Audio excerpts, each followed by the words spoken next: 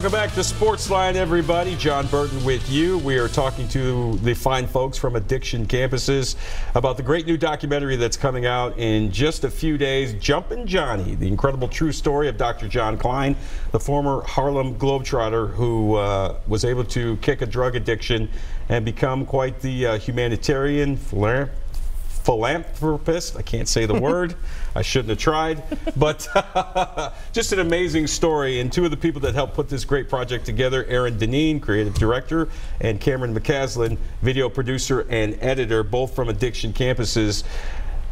You were just telling me before we went on the air how excited you guys were to kind of, once the final piece was done and you were able to view it before you debut it in just a few days. What was that experience like for both of you? It's been a lot of work. All year long we have been making this movie. We also do a couple different shows at Addiction Campuses that we've been making all year. So it was one of those things where we would be making a show, but in the background we were making this documentary the whole time. We were working on it weekly as you're waiting for other things to finish up. And over the last month, I don't know how many hours we've all put in trying to get this thing, and everybody at the office has been, just buzzing around the clock trying to put in all the last minute details. And last night we finally saw the version that everyone is going to see next week, and it's just refreshing because you get lost in it. It's like I've been in this guy's books and papers for the last year. Right. So to finally get from that point to everything that was in the books, to everything that goes into your brain, to everything that gets up on the screen, I feel so good about it. I think it's painting a really honest picture of the man, and I think it's inspiring. I think it's going to help a lot of people. Aaron, what was it like for you when you finally saw the finished product? Well, I don't have children, but I imagine it would be like having a baby. Just nurturing it and watching it grow. And finally it is here. Sometimes you have to change it and powder it and and get it. Yes. Yeah. That's amazing. Talk a little bit more, if you guys could, about Addiction Campuses, because I think it's so noble when people give their time and decide, you know what, we're going to help people feel better. We're going to help people start the process, right, of getting away from drug addiction. And it's so prevalent in our society today. And unfortunately, so many of our youngsters, our young kids are trying drugs at a young age, and they're getting hooked on drugs at a young age. Talk a little bit more about Addiction Campuses, and I know we touched on it at the top of the show, but just kind of what you guys do to help people kind of take that first step towards beating addiction. Sure. I think, first and foremost, what we're doing all the time is trying to show inspiring stories. It's one of those things where we want real people in the real world who are suffering from real problems to call. And that phone call isn't exactly magical. It's not going to, making one phone call in itself doesn't change it. It's all the steps along the way, but you have to take that first step. You have to make that phone call if you're ever going to get to the point where you're going to kick it. And every day I'm amazed, because just a couple miles down the street there are people that are literally sitting at phone lines. They're talking to people, trying to work through the worst day of their life and trying to get them healthy. And that's the start of their road. And we've talked to so many great people this year, including Dr. Kline, who they've walked that path. They've seen it all happen. And I truly believe in what we're doing all the time. I want to see people get healthy. I know Aaron, shares that same feeling. Yeah. It's one of those things where until you have seen the ravages of addiction close up, whether it be yourself or your family or just someone that you love, it's hard to put it into words. But we're talking to people. We're hearing not only where they've been, but where they're coming from. And it's inspiring to me constantly to know that, like, you can have that worst day of your life and you can beat it. And you just have to take that first step. And, Yeah, I mean, that really is what it comes down to.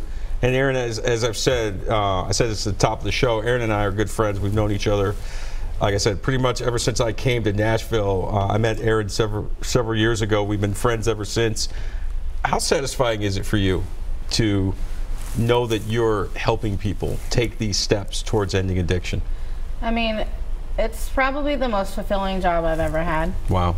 I get to do what I love. I do creative stuff, but I also get to help people at the same time. And, we interview these people and we hear their stories, and they're heartbreaking, but, they've made that step and they're getting on the other side of it. And, you know, a lot of these people we keep up with, and you know, and we talk to, and they're doing amazing, and it's so heartwarming to know that it's possible. And like everything that we do, we just try to communicate that. Like there is hope, and you are not stuck where you're at. Right, you're not alone. Right, exactly. You're not the only one that is experiencing these things, even though they may feel alone. Right. And one of the things, and you brought this up, Cameron, it doesn't just affect the individual; it affects everybody. Your family, the people you work with, the people that your friends that care about you and are trying to reach out. And I know for a lot of addicts, they just don't hear it. Right. And they have to come to the, as you said, the realization themselves that, okay, I got to get help. This has to stop. I got to talk to somebody, because a lot of times you have these blinders on, right? We all do it, right? I know I do it. You know me well enough. I have my blinders on. Sometimes I don't know what I'm doing 5 minutes from now. I'm just concentrating on the now. And you hear all kinds of people saying, listen, you're not well, you need help, and you don't listen. And all of a sudden, you have to kind of listen to yourself, right? Does that make sense? Absolutely does. I think it's so important. You have to love people through their addiction, but at the same time, you can't enable them to stay an addict. And it's one of those where you have to tell the hard truth. You have to give them space to just be decimated, because that's what it is. They've been robbed of their joy, and they can get that back, but sometimes getting that back is a matter of taking them by the hand and say, listen, you're not well right now. You can't make good decisions for yourself. I'm going to be really honest with you. I'm going to tell you that you're being a jerk right now. And you need to get better. I've been told that. Yeah, absolutely. And sometimes it takes... Aaron's may have told me once or twice.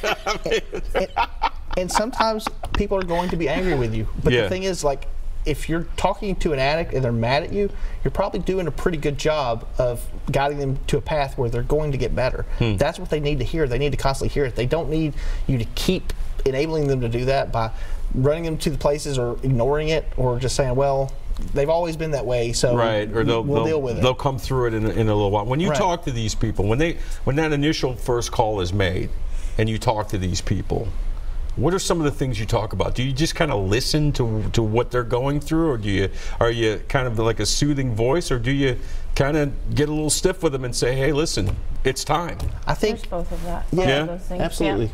Yeah. We want to know where they're coming from, or what they're doing, or what their situation is, and then we're going to guide them in the direction that they need to go to get help.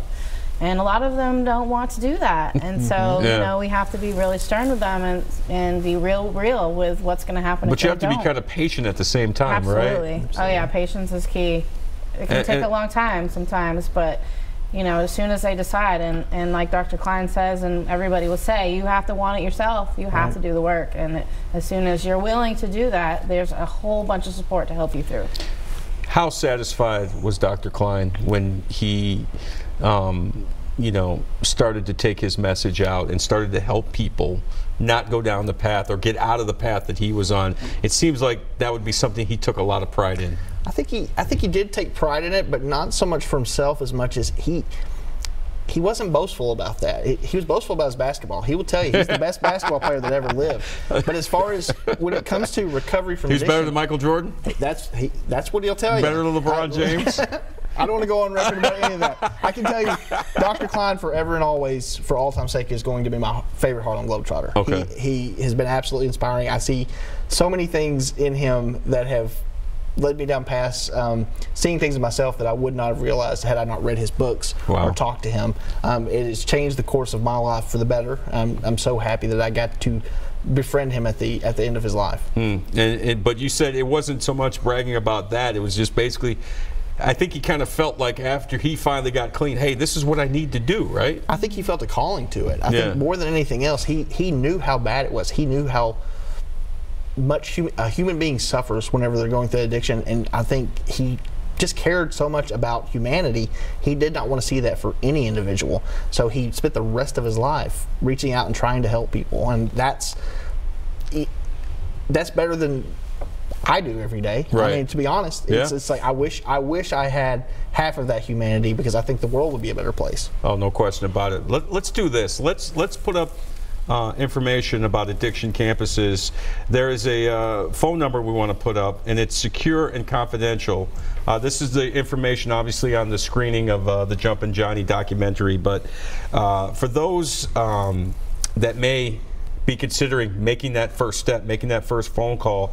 You see the number there, 1-888-614-2251. And from what we understand, it's a very secure and confidential helpline. You can just call. You can talk to someone, right? You can just kind of open the lines of communication and start the steps towards maybe getting away from addiction, right? I think that's what it is. I think if you are suffering from addiction, if you feel something in your heart where you want to get better, or if you know a family member who might need that phone number, take the time to call. It doesn't hurt to just start. Like I say, it's not magical. Calling a phone number is not going to fix you. Right, it's not going to do it. But making that first step is going to help you make that decision to get better, and it's one step at a time. It's one foot out in front of the other, and that's what that phone call is. And it's, Aaron, a lot of times it's just hearing a different voice, right? A different, familiar voice that will listen and understand. And as you said, if need be, get a little tough with you, right? Yeah, I mean, a lot of people that we have in our call center are also in recovery, so you have that aspect of they've been there, they understand. And so, you know, I feel like you may feel a little more comfortable talking to somebody who knows what it's like. Right. And there's no judgment there. I think that's the other thing. Because let's face it, I mean, friends and family, you know, they love you, but sometimes they judge. Right. And sometimes they think they know what's best for you, think they know what you can do. When you talk to somebody that's kind of independent of that, right? That the judgment isn't there. They just want you to get better at all costs. Right. So such an absolutely fulfilling work that you guys do.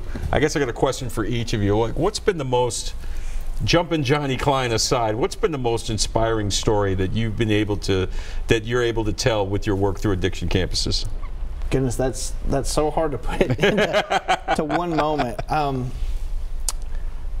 don't know. I think I want to say it was day 2 or 3. I met a woman from Memphis who she had been all over the national news, all over YouTube, as someone who had fell out on the street with heroin addiction and basically had been embarrassed in the way that on a national scale, this was all over the place. And it's funny because when I met her, she was clean and she was telling these stories, and I had seen these pictures and I had read this article that Time Magazine had printed about it. And to talk to this person, you could not imagine this was the same person that was in this YouTube video. That was the start for me, and I was just like, okay, wow. This company can change lives. Because they want to help people, and from that point on, I was just like, I'm in. I'm going to do whatever I can to tell these kind of stories. And so I think it was trial by fire right out the gate for me. Sure. But as soon as I saw that, I knew that everything we were going to be making was going to be important. And I feel like every person we have talked to, it has saved lives by other people seeing it, but little by little for them and for myself, I've learned so much, and I continue to do that. I'm sure you share that same, just talking to other human beings. Absolutely, absolutely. How about you, Aaron? Is there a story that sticks out? Is there a... You know, I've been doing this with addiction campuses for a little over 3 years, and there's absolutely no way I could pick out one. I mean, I talk to so many people all the time and listen to their stories, and it's just unbelievable how people can pull themselves out, and how successful they can become, and with just a little bit of support and a little bit of faith and a little bit of hope. You know, the sky's the limit. You gotta believe. Just believe, right? All right, we're gonna take another break. Don't forget, it's Jumpin' Johnny, the incredible true story of Dr. Jon Kline, the former Harlem Globetrotter. And we're gonna talk a little bit more about the final days of Jumpin' Johnny's life and talk more about the premiere that's coming up. And we'll have more right here on Sportsline. Stay with us.